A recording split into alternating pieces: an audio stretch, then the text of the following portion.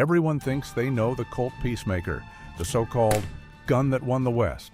6 bullets, lightning-fast draws, and outlaws squaring off at high noon. But the truth is, almost every story you've heard about this revolver is wrong. Hollywood turned it into legend, dime novels made it larger than life, and frontier folklore carried it across generations. But the real history of the Peacemaker is stranger and far less glamorous. Was it really the deadliest weapon of the frontier? Did every cowboy strap one to their hip? And did it actually win the West at all?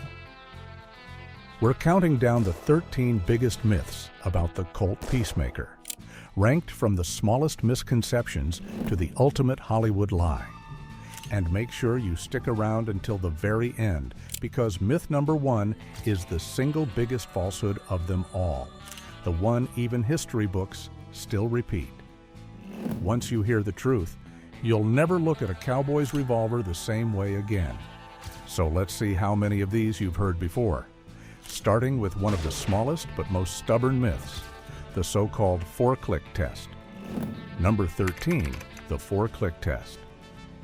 If you've ever handled a Colt Peacemaker, or even just watched a Western where a gunslinger slowly pulls back the hammer, you might have heard people say the revolver is supposed to make 4 distinct clicks.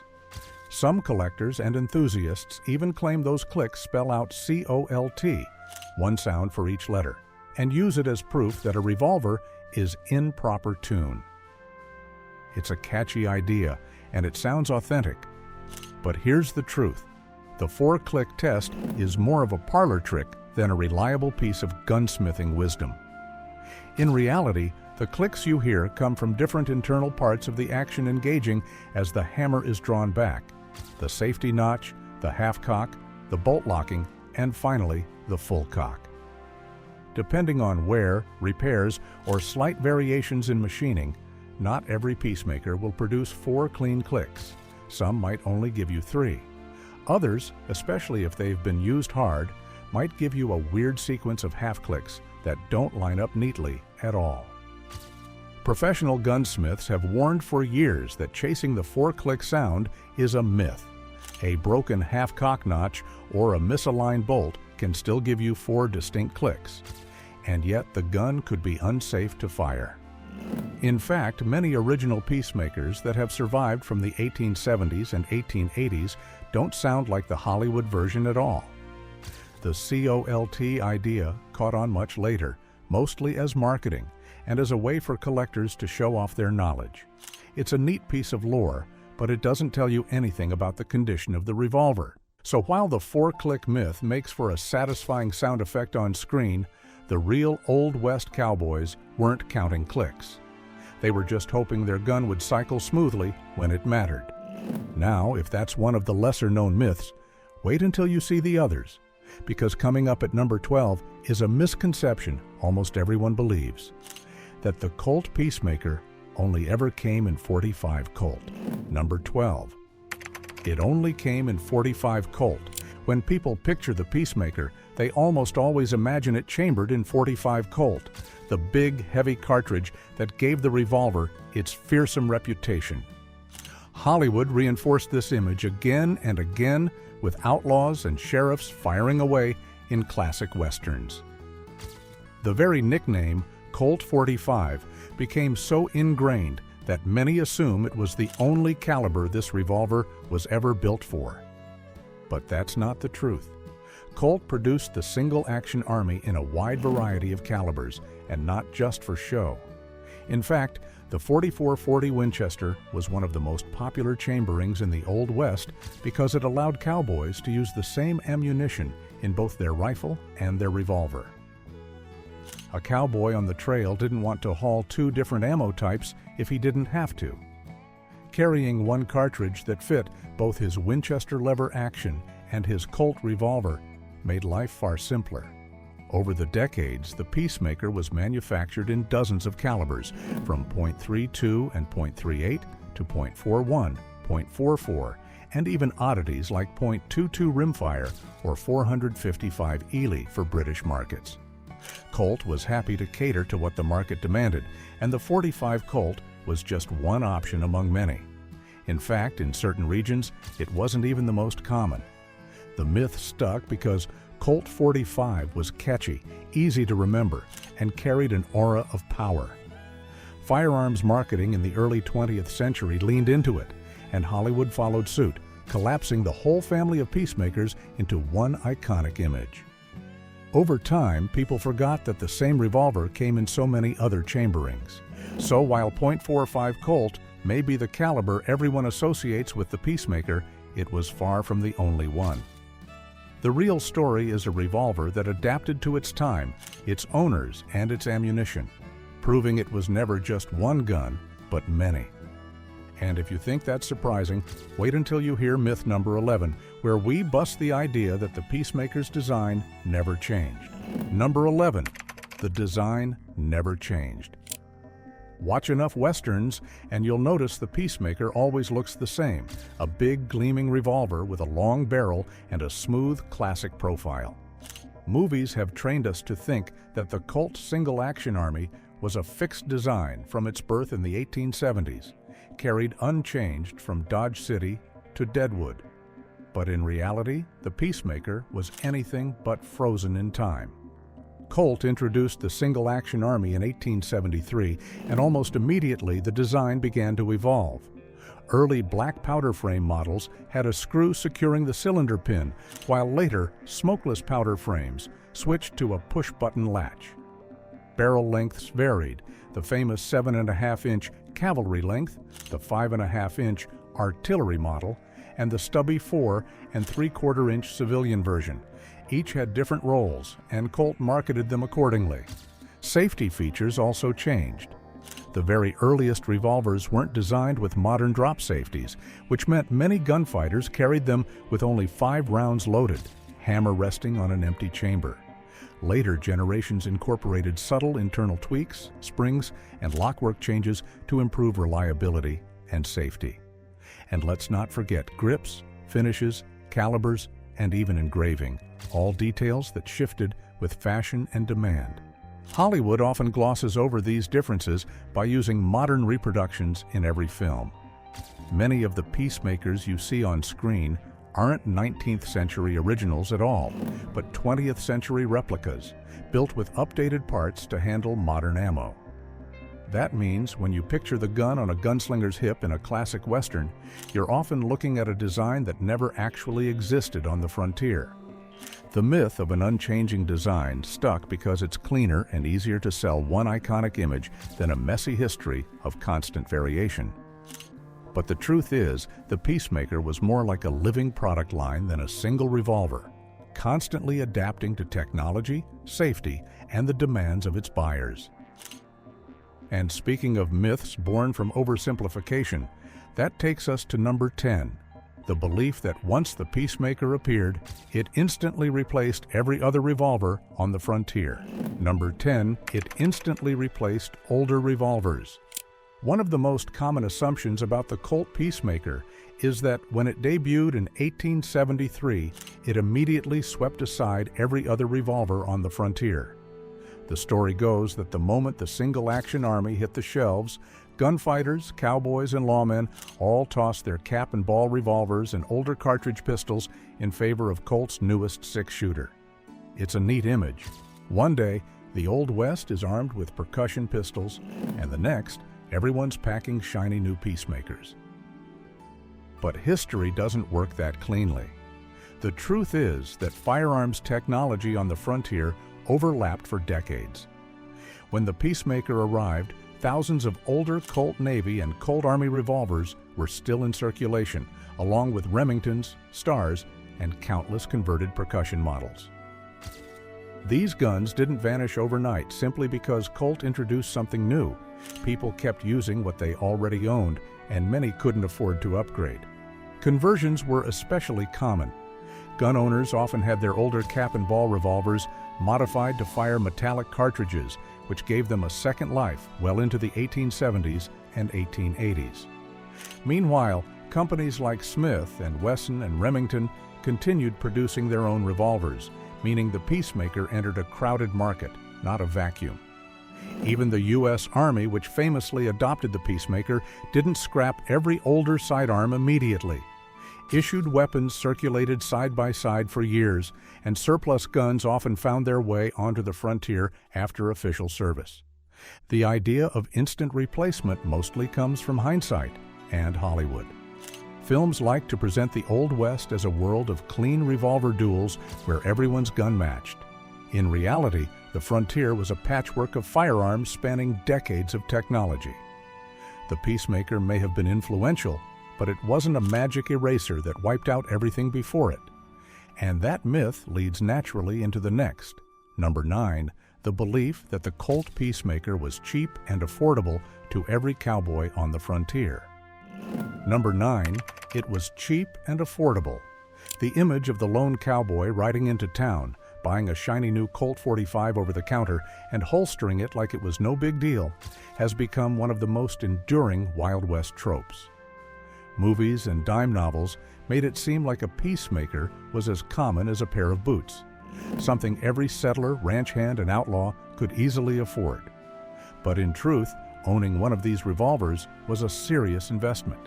When the Colt single-action army first hit the market in the 1870s, the price was around $17 to $20. That may not sound like much today, but back then it could equal several weeks' wages for a working cowboy. For perspective, a laborer in the 1880s might earn $25 to $30 a month. That meant buying a Peacemaker often cost more than half of what a man made in 30 days. It wasn't impossible, but it wasn't pocket change either. Because of that, many frontier folks turned to alternatives. Cheaper revolvers, surplus percussion guns, or smaller caliber pistols were far more common. Some men stuck with the weapons they had from the Civil War. Others bought inexpensive imports or knockoffs that looked the part but weren't nearly as durable as a Colt. The Peacemaker's reputation for reliability and stopping power was well earned, but not everyone could justify the cost. The U.S. Army contracts certainly helped spread the gun's fame, and lawmen or wealthier ranchers might buy one, but the average trailhand was just as likely, maybe more likely, to carry something else. The myth of affordability stuck because Colt 45 became synonymous with the West, and Hollywood simplified the story to make every cowboy look like he was armed with the same iconic six-shooter. The reality is, a Peacemaker was a prized possession, not a standard-issue item for every cowboy. Which brings us to myth number 8, the claim that it was the deadliest revolver of its time. Number 8, it was the deadliest revolver. The Peacemaker's reputation has always been tied to power. In movies and novels, it's shown blasting enemies off their feet, dropping outlaws with a single shot, and dominating gunfights as if no other weapon could compare. The phrase Colt 45 itself became shorthand for raw stopping power. It's easy to see why people assume it was the deadliest revolver of the frontier. But the truth is more complicated. The .45 Colt cartridge was powerful for its day, delivering a heavy bullet with solid velocity. Against black powder loads of the 1870s, it stacked up well. But was it uniquely deadly? Not exactly. The .44-40 Winchester cartridge, often fired from both Colt revolvers and Winchester rifles, was every bit as popular and in some regions even more common. Other calibers like .38s and .41s were widely used as well, and in the right hands they were just as lethal. A revolver's deadliness also depended on far more than caliber. Ammunition quality, barrel length, and above all, the skill of the shooter made a bigger difference than Hollywood gunfights ever show. Many Old West encounters happened at close range, where even a smaller cartridge could be deadly. At longer ranges, rifles, not revolvers, were the real killers. The myth of the Peacemaker as the deadliest revolver came less from statistics and more from branding. Colt's marketing leaned heavily on the .45 image, and later, Western films doubled down on it, showing the gun as a near-supernatural equalizer. Over time, people forgot that plenty of revolvers were just as capable of taking a life. So while the Peacemaker was reliable and respected, it wasn't some unstoppable hand cannon that dwarfed every rival. It was one option among many, not the single deadliest weapon on the frontier. And that takes us straight into myth number 7, the belief that the Colt Peacemaker was actually invented at the very height of the Wild West era. Number 7, it was invented at the height of the Wild West. If you go by Hollywood's version of history, the Colt Peacemaker was born right in the middle of the Wild West, the perfect gun for the perfect era. Movies show it as the revolver that defined frontier life in the 1880s, as if Samuel Colt himself designed it, just in time for Dodge City showdowns and tombstone duels.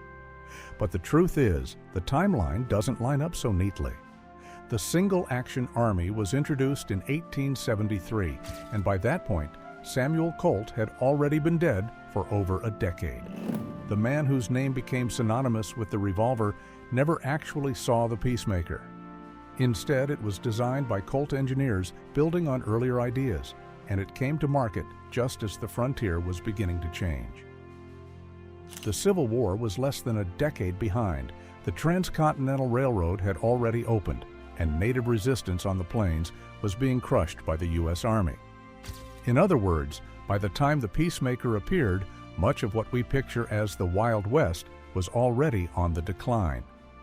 Older cap-and-ball revolvers, many converted to fire metallic cartridges, were still in wide use, and newer firearms were arriving fast. The west of Wyatt Earp, Billy the Kid, and the OK Corral wasn't the dawn of the Peacemaker. It was already the middle of its run. The myth that the revolver was invented at the height of the Wild West comes from retroactive storytelling. Dime novels, pulp writers, and later Hollywood films loved to anchor the Peacemaker to the most dramatic years of the frontier. It made for a cleaner story, one iconic gun, one iconic time period. But real history is messier. The revolver arrived earlier than most people think, and lived on long after the frontier closed. So while the Peacemaker became a symbol of the Wild West, it wasn't born at its peak. It was already part of the transition toward a more settled, less chaotic America. And that sets up myth number 6, the idea that this so-called six-shooter was always carried fully loaded with all 6 rounds. Number 6, it always had 6 rounds loaded. The Peacemaker is often called the six-shooter, and on screen it's always shown that way, a cowboy snapping the cylinder shut, 6 chambers full, ready to fire. The nickname itself makes it sound obvious. Of course, the gun always carried 6, but in reality, many who owned a Peacemaker in the Old West treated it more like a 5-shooter. The problem was safety. The original Colt single-action army didn't have a modern drop safety. If the hammer rested directly on a live cartridge and the gun was dropped or struck, the firing pin could discharge the round. Accidental shootings weren't just possible, they happened. The simplest solution was an old frontier saying, 5 beans in the wheel. Load 1 chamber, skip 1, load 4 more, then lower the hammer onto the empty slot. That way, even if the revolver took a hard knock, it wouldn't fire. Soldiers, lawmen, and civilians alike used this method. In fact, many Peacemakers you find today still show the wear pattern of being carried with 1 chamber empty. Gunsmiths of the time sometimes warned new owners about it, and experienced shooters passed the habit along as common sense. The 6-shooter image stuck mostly because of movies and advertising. 6 rounds of .45 sounded far more impressive than 5 shots for safety. On screen, it also made for smoother storytelling. Nobody wanted to stop a duel to explain why a cowboy left a chamber empty. The truth is, while the Colt Peacemaker could technically hold 6 rounds, most responsible gunfighters in the Old West rarely carried it that way. Safety mattered more than squeezing in 1 extra bullet. And that brings us to myth number 5, the belief that the Peacemaker was only carried by outlaws and lawmen, when in fact its reach went far beyond the gunfight legends. Number 5, it was only for outlaws and lawmen. Hollywood loves to paint the Old West as a stage divided between two kinds of men: the outlaw with a black hat and the lawman with a badge. Both, of course, are armed with the same Colt Peacemaker, ready to settle scores in a dusty main street. It's a powerful image, good versus evil, both with six-shooters on their hips. But the truth is, the Peacemaker was never just the gun of sheriffs and desperados. The revolver was adopted by the U.S. Army in the 1870s, which gave it a big boost in popularity. Soldiers carried it on the frontier during campaigns against native tribes, and once their service was done, many of those revolvers were sold off as surplus and spread widely through civilian hands. That meant ranchers, farmers, and settlers could buy a used Army Colt at a lower price than a brand new one. Plenty of ordinary citizens also purchased Peacemakers. Storekeepers, travelers, and stagecoach drivers valued them for self-defense. Wealthy ranchers sometimes bought fancy engraved models as status symbols. And while some lawmen and gunfighters did rely on the Colt, just as many people in the West stuck to cheaper or older revolvers. The Peacemaker's reach went well beyond the narrow world of quick-draw showdowns. The myth of exclusivity stuck because dime novels and later movies needed larger-than-life characters. It's more dramatic to picture Wyatt Earp squaring off against an outlaw when both men draw the same iconic gun. But in truth, the revolver was a tool, not a symbol. Ordinary working men and women owned them, just as they owned rifles, shotguns, or any other piece of gear that made frontier life a little safer. So while outlaws and lawmen did use Peacemakers, they were hardly the only ones. The real story is that this revolver was scattered across the frontier in every kind of hand, from soldiers to settlers. And that leads us into myth number 4, the belief that the Colt Peacemaker was the fastest gun to draw, a Hollywood invention that turned a practical revolver into a dueling legend. Number 4, it was the fastest gun to draw. Thanks to Hollywood, the Peacemaker is forever tied to the image of a lightning-fast quick draw. Two men stand face-to-face on a dusty street, hands hovering over their holsters, and the Colt's single-action army is the revolver that wins the day. The myth suggests that this six-shooter was designed for speed, the ultimate dueling weapon that could clear leather quicker than anything else. But the reality is very different. The Peacemaker wasn't designed for rapid-draw duels at all. In fact, most 19th century holsters weren't even cut for speed. They were simple leather pouches meant to hold the gun securely while riding or working, not to let it slip free in a fraction of a second. Cowboys and lawmen cared more about keeping their revolver safe and functional than about shaving milliseconds off their draw. The revolver itself wasn't particularly suited for a quick draw either. With its single-action design, the hammer had to be cocked manually for each shot. That meant speed relied entirely on the shooter's skill and practice, not on some built-in advantage of the gun. Many period accounts suggest that frontier gunfights weren't slick duels at all, but chaotic close-range encounters where reaction and accuracy mattered far more than draw speed. The fastest draw legend grew mostly out of dime novels and later Western films, where audiences wanted clean, dramatic showdowns. Directors loved the suspense of two gunmen squaring off, and the Peacemaker, already famous by name, was the perfect star for the role. Over time, people forgot that real frontier violence was usually messy, unpredictable, and rarely decided by who could unholster a revolver the quickest. So while the Peacemaker may have become the symbol of the quick draw, that reputation was a product of Hollywood imagination, not frontier reality. And speaking of imagination, that brings us to myth number 3, the idea that the Colt Peacemaker appeared in every famous gunfight of the Old West. Number 3, it appeared in every famous gunfight. In Western movies, every showdown looks the same. Two men face off, hands twitching over their holsters, and when the guns clear leather, they're always Colts. The myth suggests that every legendary duel of the frontier, from Wild Bill Hickok's shootout in Springfield to the OK Corral to Billy the Kid's last stand was fought with peacemakers. It's a neat picture, and it keeps the Colt at the center of every dramatic story. But the reality couldn't be further from the truth. Take Wild Bill Hickok, for example. His most famous gunfight, the 1865 duel with Davis Tutt in Springfield, Missouri, happened 8 years before the Peacemaker was even invented. Hickok used a Colt Navy percussion revolver, not a shiny .45 Colt. The famous 1881 gunfight at the OK Corral involved a mix of weapons, from shotguns to older revolvers. And it's still debated whether any participant even used a Peacemaker that day. Billy the Kid, for all his fame, was known to carry a variety of sidearms, many of them smaller calibers or older models. The frontier was filled with a wide variety of firearms. Converted cap and ball revolvers, Remingtons, Smith & Wessons, and double-barreled shotguns were often more common than a brand new Colt.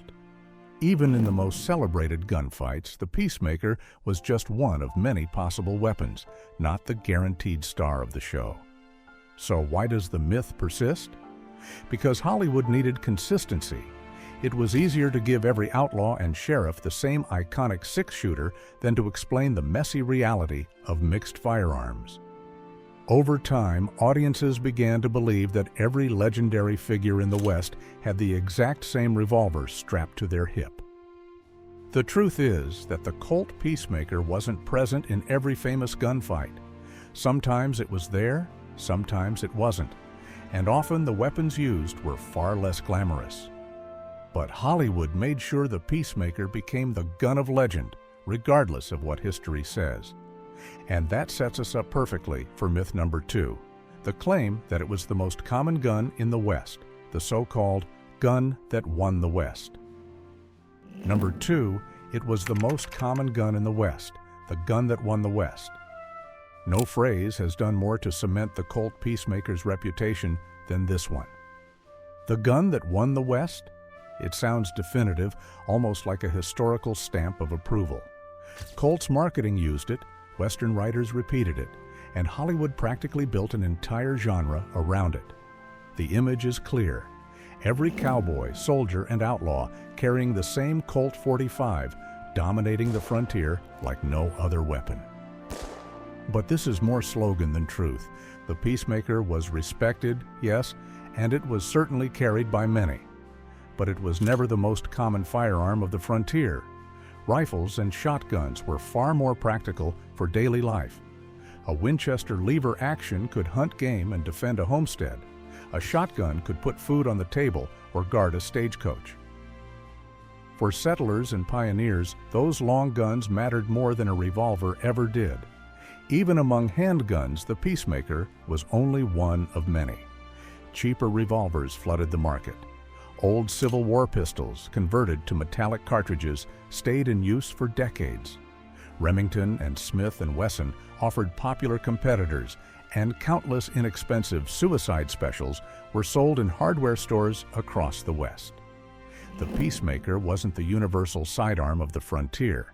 It was one option, and not the cheapest one. So where did the myth come from? Largely from Colt itself. By the early 20th century, when the frontier was long gone, Colt leaned heavily on nostalgia in its advertising. Calling the Peacemaker the gun that won the West made for brilliant branding. Hollywood picked up the phrase and ran with it, turning a marketing slogan into accepted fact. Over time, people stopped questioning it. The reality is that no single gun won the West. The frontier was shaped by dozens of firearms, by technology, by railroads, by politics, and by people themselves. The Peacemaker was iconic, but it was never alone, and it certainly wasn't the most common gun on the frontier. Which brings us to myth number 1, the ultimate exaggeration, the idea that the Colt Peacemaker single-handedly won the West. Number 1, it single-handedly won the West. This is the ultimate myth, the crown jewel of Colt's legend, that the Peacemaker wasn't just a famous revolver, but the very tool that conquered the frontier.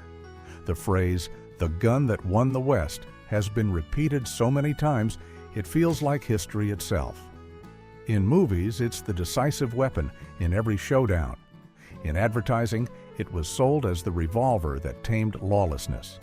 And in popular memory, it became the single most important firearm of the 19th century. But the truth is, no gun ever won the West on its own. The Peacemaker was influential, yes, but it was just one piece of a much larger puzzle. The Winchester rifle, famously dubbed the gun that won the West long before Colt claimed the title, was far more common for settlers and hunters. Shotguns guarded stagecoaches, farms, and frontier homes. Surplus Civil War weapons stayed in circulation for decades, carried by people who couldn't afford the newest models. The idea that one revolver defined an entire era oversimplifies a far messier history. What really won the West wasn't a single firearm. It was a combination of expanding railroads, military campaigns, waves of settlers, and yes, a wide range of weapons used for survival and conflict. The Peacemaker played its role. It became a status symbol, a military sidearm, and eventually an icon. But it was never the sole gun that decided the fate of the frontier.